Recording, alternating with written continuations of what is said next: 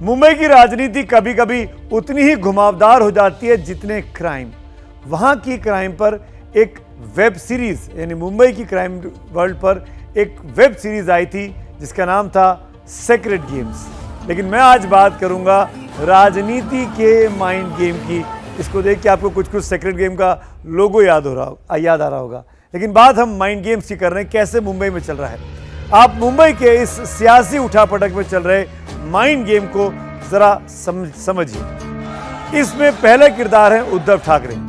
जब शिंदे ने हिंदुत्व के नाम पर बगावत कर दी थी तो ठाकरे भी हिंदुत्व के नाम पर कुर्सी छोड़ने की बात कर रहे थे, आपको याद भी होगा। इस बीच वो इस्तीफा देने के मूड में आ गए थे।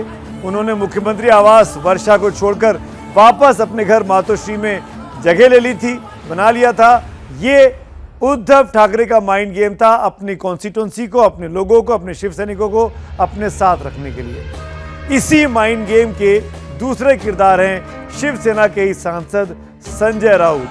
संजय राउत कभी शिंदे पर, एकनाथ शिंदे पर हमला बोलते हैं तो कभी उनको पुचकारते हैं, तो कभी वो आर पार की लड़ाई का दम भरने लगते हैं। आखिर ये कंफ्यूजन स्वाभाविक है या जानबूझकर बनाया जा रहा है?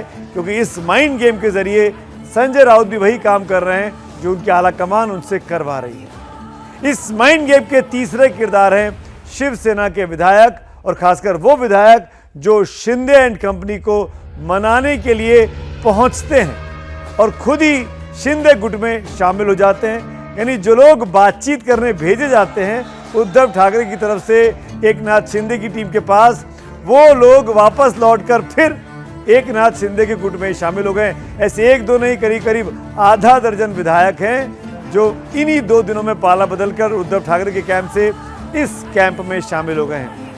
इसीलिए मैं कह रहा हूं कि ये माइंड गेम लगता है कि ये सब कहीं तय स्क्रिप्ट के हिसाब से तो नहीं चल रहा है। चौथा किरदार इस माइंड गेम का एनसीपी के मुखिया शरद पवार का, जो इस स्टैंड पर कायम है कि बीजेपी ये सारा खेल करवा रही है।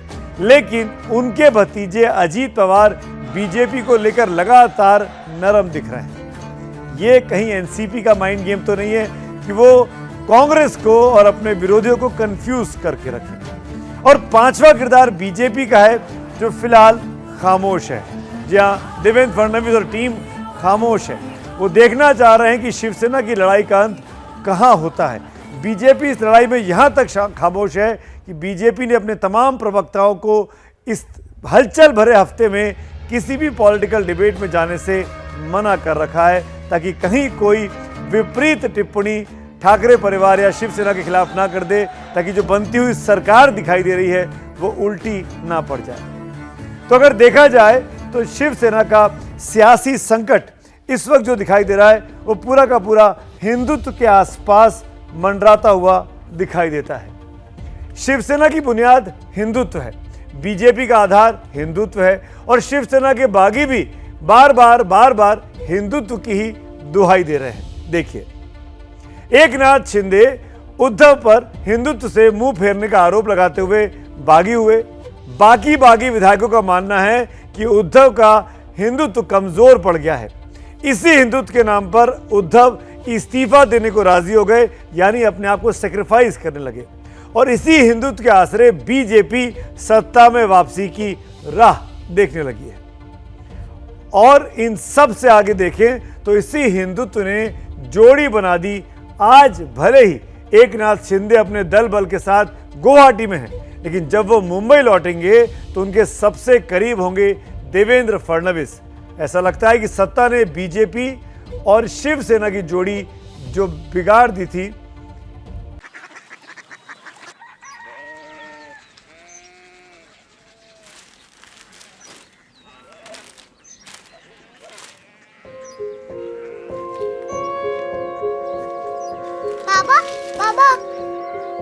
Korea city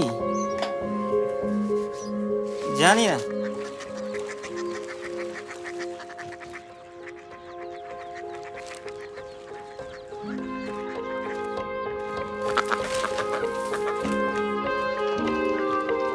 Korea city?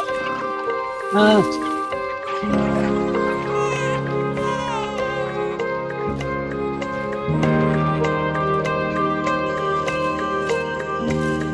Korea city कहाँ पे है?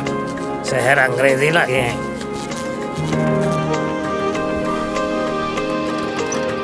Korea city.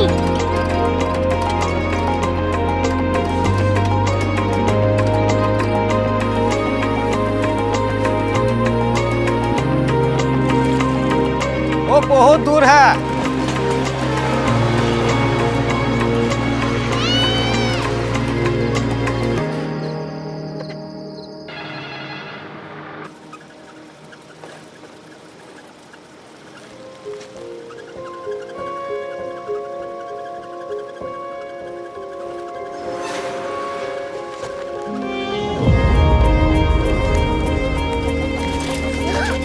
Korea city.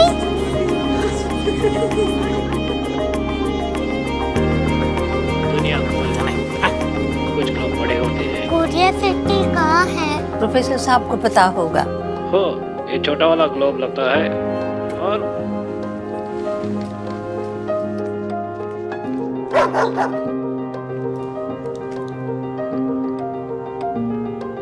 पता नहीं, मेरी बेटी से जाके मिल लो, शायद उसे मालूम हो।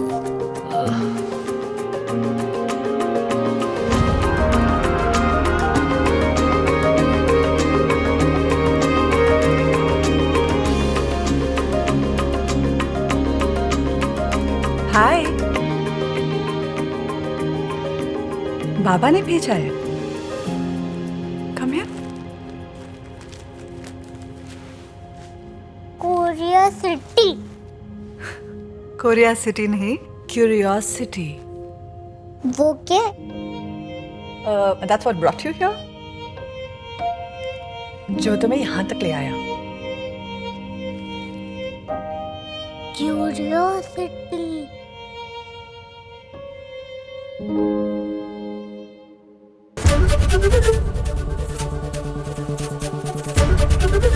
एबीपी न्यूज आपको रखे आगे।